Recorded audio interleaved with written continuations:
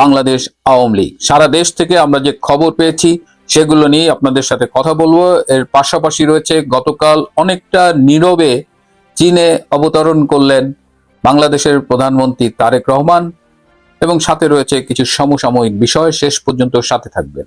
প্রিয় বন্ধুরা, প্রীতি, সালাম এবং শুভেচ্ছা নেবেন। বাংলাদেশের সবচাইতে ঐতিহ্যবাহী রাজনৈতিক সংগঠন বাংলাদেশ আওয়ামী লীগের প্রতিষ্ঠা বার্ষিকীতে সবাইকে শুভেচ্ছা এবং অভিনন্দন। কাল রাত 12টা বাজার পর থেকেই ঘরে ঘরে আনুষ্ঠানিকভাবে কেক কাটার মধ্য দিয়ে অনেকেই বাংলাদেশ আওয়ামী লীগের প্রতিষ্ঠা বার্ষিকী উদযাপন করেছেন। এবারের প্রতিষ্ঠা বার্ষিকীতে গোয়েন্দা বাহিনীর যে রিপোর্ট ছিল এবং সম্প্রতি সরকারের যে আওয়ামী লীগের কার্যক্রম দেখে কাঁপাকাঁপি অবস্থা, পাজামা ভিজে যাওয়ার অবস্থা, সেই প্রেক্ষিতে সরকার 6টি জেলা শহরে সেনাবাহিনী নামিয়েছিলেন এবং সারা বাংলাদেশে পুলিশ বিজিবিকে সতর্ক অবস্থায় রেখেছিলেন। কিন্তু সরকারের সব বাধা, ভয় ভীতি, প্রতিবন্ধকতাকে উপেক্ষা করে সারা বাংলাদেশে আওয়ামী লীগ প্রতিষ্ঠা বার্ষিকী উদযাপন করেছে। অসংখ্য শহর থেকে অসংখ্য ভিডিও আমাদের কাছে এসেছে, সামাজিক যোগাযোগ মাধ্যমে দেখা গেছে, এবং অধিকাংশ স্থানেই এই মিছিলগুলো, এই উদযাপনগুলো একেবারে নির্বিঘ্নে হয়েছে। যে কয় জায়গায় আইন শৃঙ্খলা বাহিনী বাধা দেবার চেষ্টা করেছিল সেখানেও তারা গণপ্রতিরোধের মুখে সরে দাঁড়িয়েছে। আপনারা জানেন যে গত দুদিন আগে ফরিদপুরে ইশতিয়াক আহমেদ প্রান্ত নামে ছাত্রলীগের এক নেতাকে ডিবি পুলিশ তুলে নিয়ে গিয়েছিল। ডিবি পুলিশ হাতে করে একটা গাঁজার টোপলা এনেছিল এবং সেই টোপলা রেখে বলেছে যে তার কাছে 100 গ্রাম গাঁজা পাওয়া গেছে, এবং তাকে বাসা থেকে গ্রেপ্তার করে সেখানেই বেদম প্রহার করে। এমনকি তার মা এসে যখন জিজ্ঞেস করে আমার ছেলেকে মারছো কেন, উল্টো জিজ্ঞেস করে যে তুমি কে, তখন বলে আমি তার মা।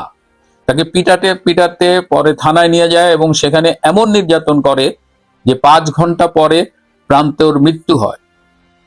পরে পুলিশ একটা গল্প সাজানোর চেষ্টা করেছে যে তার স্ট্রোক হয়েছে, এই হয়েছে, সে হয়েছে, কিন্তু সবই ভুয়া। প্রান্তর মৃত্যুর প্রতিবাদে পুরা ফরিদপুর ফুঁসে উঠেছিল এবং ফরিদপুরের আওয়ামী লীগ, ছাত্রলীগ এবং আপামর জনসাধারণ রাস্তা অবরোধ করেছিল। তাদের ধাওয়ায় 4 জন ডিবি পুলিশ পালিয়ে গেছে। কয়েকটি পুলিশ ছাউনি থেকে পুলিশরা সরে গেছে এবং ফরিদপুরের পুরা প্রশাসন অসহায় ছিল এই গণপ্রতিরোধের মুখে। পরিস্থিতি এমন দাঁড়িয়েছিল যে ফরিদপুরের বিএনপি পর্যন্ত প্রান্তের মৃত্যু তার তদন্ত এবং বিচার দাবি করেছে।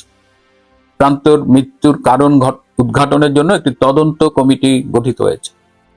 তো আজকে সারা দেশের যে খবর পেয়েছি তাতে সরকার নিজেই আওয়ামী লীগের প্রতিষ্ঠা বার্ষিকী সফল করেছে এবং আওয়ামী লীগ যে নির্ভীক, ছাত্রলীগ, স্বেচ্ছাসেবক লীগ, যুবলীগ, কাউকে যে ভয় দেখিয়ে দমিয়ে রাখা যায়নি, দাবায় রাখা যায়নি, সেটা আজকে আবার প্রমাণ হলো। সারা দেশে এই প্রতিষ্ঠা বার্ষিকী পালনের মধ্য দিয়ে কয়েকটা ভিডিও ক্লিপ আমি আপনাদের দেখাই।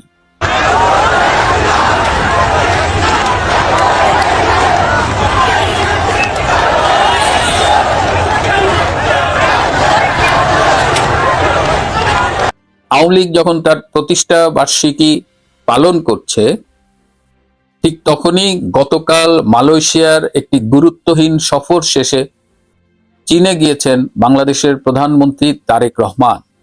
চীনের দালিয়ান প্রদেশে তিনি গিয়েছেন, সেখানে তিনি বিশ্ব অর্থনৈতিক ফোরামের দাভোস সামার অধিবেশনে যোগদান করবেন। আমার খুব কষ্ট লেগেছে যে আমাদের প্রধানমন্ত্রী তারেক রহমানকে চায়নায় এয়ারপোর্টে কে রিসিভ করতে গিয়েছে। আমি প্রথমে এটা খুঁজেছি, অধিকাংশ পত্রিকা আমি পাইনি। অবশেষে আমি খুঁজে পেয়েছি লিয়াওনিং প্রদেশের ভাইস গভর্নর এবং চায়নায় বাংলাদেশের রাষ্ট্রদূত, এই দুজন গিয়েছেন আমাদের প্রধানমন্ত্রীকে এয়ারপোর্টে রিসিভ করতে। আমি পছন্দ করি বা না করি সেটা বিষয় নয়, বাংলাদেশের একজন প্রধানমন্ত্রীকে রিসিভ করছে একটি প্রদেশের ভাইস গভর্নর, এটি আমাদের জন্য খুবই পীড়াদায়ক। এটি কি ইন্ডিকেট করে যে তারেক রহমানের চীন সফরকে চীন সরকার কিভাবে দেখছে? এটাও কি মালয়েশিয়ার মতো একটি গুরুত্বহীন সফর হতে যাচ্ছে? সোর্স নিউজ আমাকে জানিয়েছে যে এই সফরে বাংলাদেশ চীনের কাছ থেকে 24টি যুদ্ধ বিমান কেনার চেষ্টা করবে এবং এক একটি যুদ্ধ বিমানের দাম $4.5 কোটি। সেই ক্ষেত্রে 24টি যুদ্ধ বিমানের দাম বাংলাদেশি টাকায় 13,500 কোটি টাকা। যে দেশের সরকার প্রায় প্রতিদিন ব্যাংকের কাছ থেকে লোন নিয়ে চলে, যার অর্থনৈতিক অবস্থা ভয়াবহ, এবং আজকেই এই এপিসোড করার আগে একটি ফোন পেলাম যে বাংলাদেশে একটি মাল্টি ন্যাশনাল কোম্পানি, তারা $100 মিলিয়ন ইনভেস্ট করার কথা ছিল, একদম সর্বশেষ তাদের হেড অফিস থেকে লন্ডন থেকে সে $100 মিলিয়ন বিনিয়োগ স্থগিত করে দিয়েছে। সেই নুন আনতে পান্তা পুরানোর দেশে 24টি যুদ্ধ বিমান কেন কেনা হচ্ছে? এই 13,500 কোটি টাকার এই বাণিজ্য বাংলাদেশের জন্য কতটা প্রয়োজন এবং এর মাধ্যমে কতটা কমিশন বাণিজ্য হবে, সেটা নিয়ে ইতিমধ্যেই ফিসফাস শুরু হয়ে গেছে। দেখি আমাদের প্রধানমন্ত্রী চীন সফর থেকে কি অর্জন করে ফেরেন। আপনাদের সামনে এগুলো নিয়ে যখন কথা বলছি, তখন ঢাকা বিশ্ববিদ্যালয়ের থেকে একটি ন্যাক্কারজনক সিদ্ধান্ত আমরা দেখলাম। 4 জন অধ্যাপক, ডক্টর নাজমুল হাসান কলিমুল্লাহ, ডক্টর আকমা জামাল উদ্দিন এবং অধ্যাপক শিবলি রুবায়াতুল ইসলাম, 3 জনই বর্তমানে গ্রেপ্তার হয়ে কারাগারে আছেন, এবং ডক্টর আজমাল হোসেন ভুইয়া, 4 জনকে ঢাকা বিশ্ববিদ্যালয়ের তাদের পদ থেকে সাময়িকভাবে অব্যাহতি দেওয়া হয়েছে। Shame on Dhaka universities administration. সম্পূর্ণ বানোয়াট কল্পিত অভিযোগে এবং একজন বিশ্ববিদ্যালয়ের শিক্ষক হিসেবে মুক্তবুদ্ধি চর্চার যে অধিকার তাদের আছে, সেটাকে সম্পূর্ণ বিসর্জন দিয়ে এই সিদ্ধান্ত নিয়েছে। এবং আরেকজন কর্মকর্তা মোল্লা শিশির, তাকেও সাময়িকভাবে অব্যাহতি দিয়েছে। ঢাকা বিশ্ববিদ্যালয়ের উচিত এই সিদ্ধান্ত পুনর্বিবেচনা করে তাদের চাকরিতে পুনর্বহাল করা। প্রিয় বন্ধুরা, আবারও প্রতিষ্ঠা বার্ষিকীর শুভেচ্ছা। আওয়ামী লীগের, তৃণমূলের লড়াকু সৈনিকেরা যেভাবে ঘুরে দাঁড়িয়েছে, যেভাবে সরকারের সিংহাসন কাঁপিয়ে দিচ্ছে, সরকারের বুকে কাঁপন ধরিয়েছে, তাদের আবারও অভিনন্দন জানাই এবং বাংলাদেশের দুর্দিন আর বেশি দিন থাকবে না। আওয়ামী লীগের ৭৭তম প্রতিষ্ঠা বার্ষিকী, কি ঘটছে অন্তরালে? অন্তরালে যেটি ঘটছে, অন্তরালে না বলতে পারেন প্রকাশ্যে, তীব্র গণজাগরণে আওয়ামী লীগ এবং আওয়ামী লীগ নেতারা দেশে ফিরতে শুরু করেছেন। এই যাবৎ কতজন দেশে ফিরলেন, এই বিষয়গুলো নিয়ে এই মুহূর্তে কথা বলতে চাই। বাংলাদেশের রাজনীতিতে এক নজিরবিহীন অধ্যায়, আওয়ামী লীগকে আবারও মাঠে ফেরার চেষ্টা করছে। আজ 23শে জুন দলটির ৭৭তম প্রতিষ্ঠা বার্ষিকী, আর এই দিনটিকে কেন্দ্র করেই ভারতের দিল্লি এবং কলকাতা থেকে এসেছে এক গোপন ও বড় রাজনৈতিক বার্তা।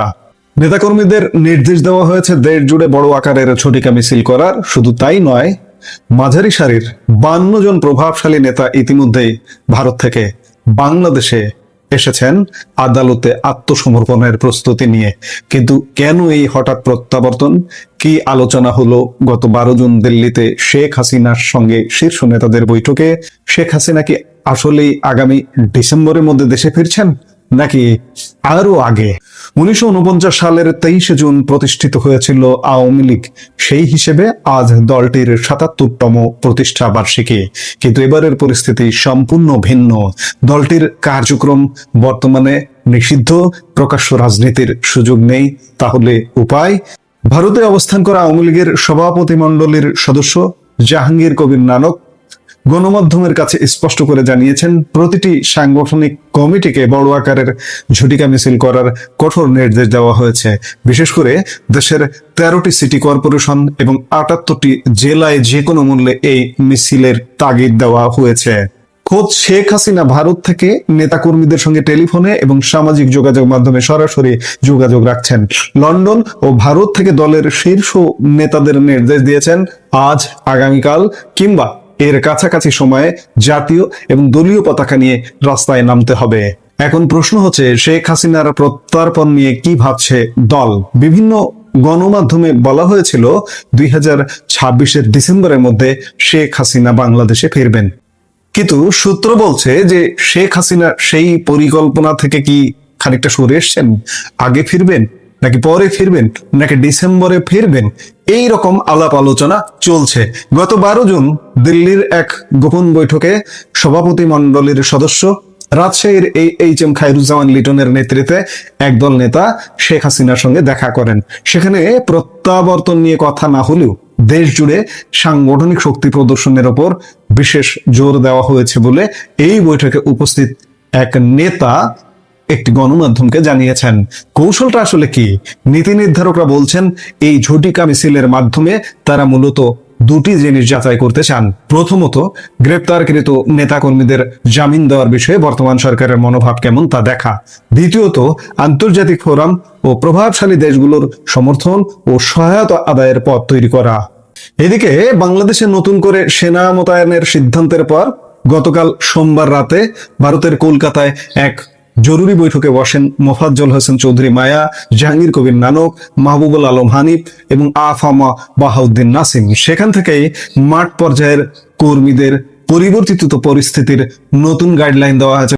বিশেষ করে সরকার ভয় পেয়ে যে সেনাবাহিনী নামিয়ে ফেলেছে, এর জন্য নেতারা বাংলাদেশে অবস্থানরত তাদের নেতা কর্মীদের নতুন গাইডলাইন দিয়েছেন। এই উত্তেজনা যখন চলছে, সরকারের মধ্যে ভীতি, দেশে আওয়ামী লীগ কার্যক্রম করবার চেষ্টা করছে, আর ঠিক এই উত্তেজনার মধ্যে ভারত থেকে অন্তত 52 জন মাঝারি সারির নেতা ইতিমধ্যে বাংলাদেশে প্রবেশ করেছেন।